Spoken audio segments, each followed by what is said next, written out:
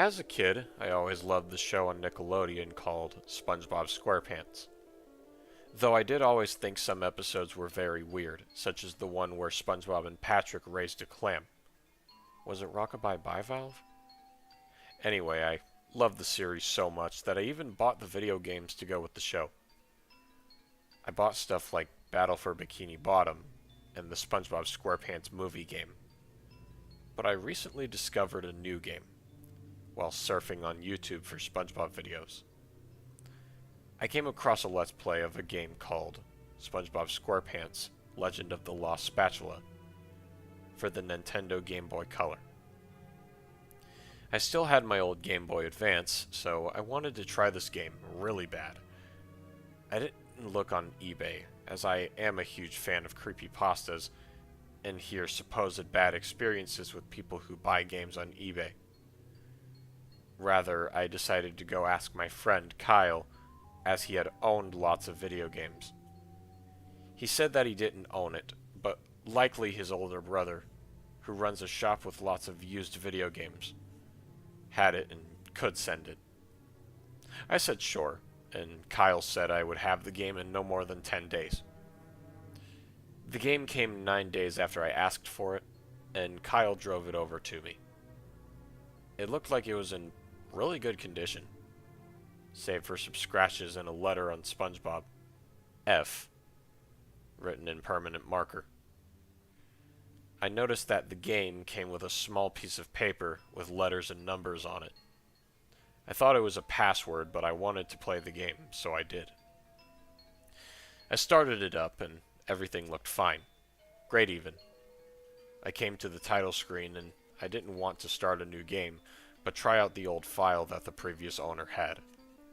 Of course, it was a password function, and I was in a rut. I then thought about the paper. I was right. It was a password. I inserted them into the password screen.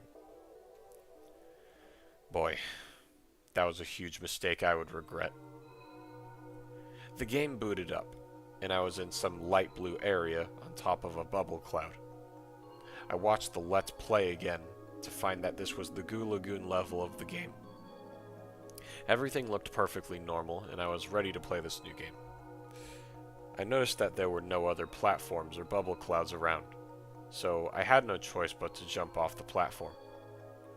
I landed in the lagoon, just like the Let's Play showed, and I drowned after my head was in the water. I heard a faint cry come from my Game Boy, and I could have sworn I heard laughter mixed with it. It was 8-bit, of course, but felt strangely realistic. A death screen came up saying Strike 1, and I was taken to a new area. It was under the ocean, and had brown spikes everywhere, looking like a cave. I saw that a treasure chest was to my left, so I went to it and it said, "Spikes are the only way out." The chest was right. The cave was full of spikes. I jumped on one and died, now with the laugh louder, almost as if it was echoing in the cave. It was deep, almost demonic laughter. The screen cut to black, and I was presented with Strike 2. Was this baseball or a video game, I thought. I was now in SpongeBob's neighborhood, only the water was a dark gray, similar to smoke. I went to Squidward's house to find that he wasn't there, but Patrick was at his house. He had on a barrel, just like the normal game showed, except he wasn't sad about his missing clothes. No. He was smiling. A text box in a red bold font came up with Patrick talking. He asked, "Hey SpongeBob, want to go to the carnival?" It seemed innocent. A yes and no option came up, and I chose yes. Yet another regretful mistake. I was now at the carnival level, on top of a hook, standing next to Patrick. His grin was now wider, and he had red eyes. It was much like the scene from the episode Hooky, only it was so much worse. The hook shot up, and a loud 8-bit scream erupted from the speakers. Patrick jumped off, and SpongeBob stayed. and was torn to shreds as he hit the top of the screen, and blood flew everywhere. The screen cut to black one last time, saying, "You're out." After cutting to black again, the screen came back. I was at Goo Lagoon again, only SpongeBob was gray, and the sand was an eerie black.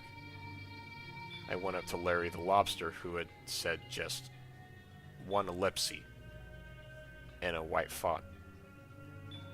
I kept going until I hit the dock. I realized I either jumped off or stayed in this level. Patrick in the barrel and with that horrid grin came up. He said, again in a red font, "What? You don't want to be with me? I'm your best friend." After this, a loud snap was heard, and Patrick now held a knife. "Come to hell with me," he said. Patrick then ran towards SpongeBob incredibly fast, and SpongeBob ran into the lagoon. The screen popped up with SpongeBob in the cave area, only it was red now and looked like hell. SpongeBob was dead, and after looking at a dead SpongeBob for 10 seconds, Patrick appeared, along with that loud laughter. The game shut itself off, and I was done. I wanted to get rid of it. I went to Kyle's, and I threw the game at him before stepping on it and crushing it. I yelled at him and left, still horrified by my experience. Remember, sometimes you can't even trust your own best friend. And that was Forever Lost Spatula, written by ShinySharpedo. Review time. I'm pretty sure you all know I'm going to give this a negative rating. However, there were some things I at least liked about it. For example, I liked the idea of these problems going on within the game having a strike system. Like, you must make the right decision or else you'll, I guess, completely fail. Your game will fail. Everything will fail. That's pretty interesting. Definitely, it's definitely something that Sonic.exe doesn't do. Yeah, I brought that story up. I'm not even going to get into that. And, I don't really mind the idea of realistic sounds coming from the Game Boy, as people can do that. It's just very pixelated and stuff. But, yeah, that's pretty much it for positive stuff. Negatives. First negative, literally mentioning other creepypastas in the first paragraph. Unless you have a really good reason for doing it and it connects with the story well, don't ever do that. It takes all amount of believability out of the equation, and it's just not good. It very rarely works. And the game in general. The game just, honestly, the game just felt like another EXE thing. Minus the strike system, that was pretty cool. But it was just mediocre. I'm sorry. Especially with the whole ending with Patrick.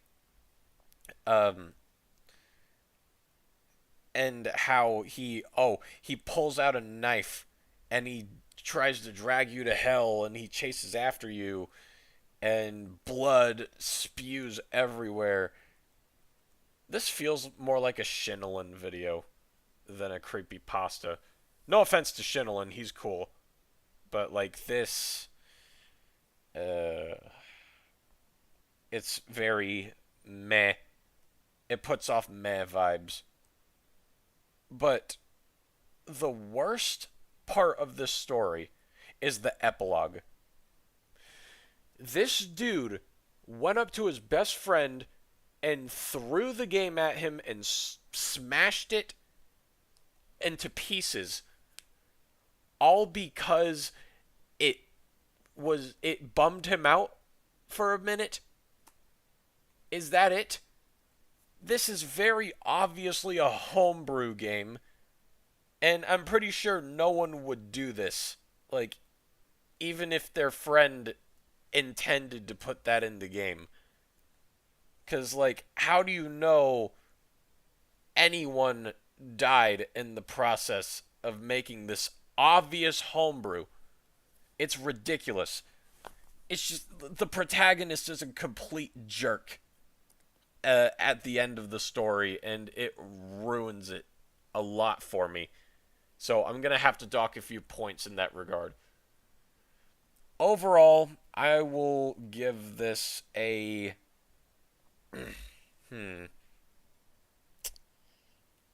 I'll give this a 4. It had some interesting ideas, but again, it was mostly overshadowed with cliches, and the whole jerkish protagonist, how he treats his best friend. I wouldn't want someone like that in my life. But as always, this is simply my personal opinion. We all have our opinions regarding these pastas. What did you think of the pasta? What would you have done to improve upon it? And as always, I will see you all in the next narration. I love you all. Bless.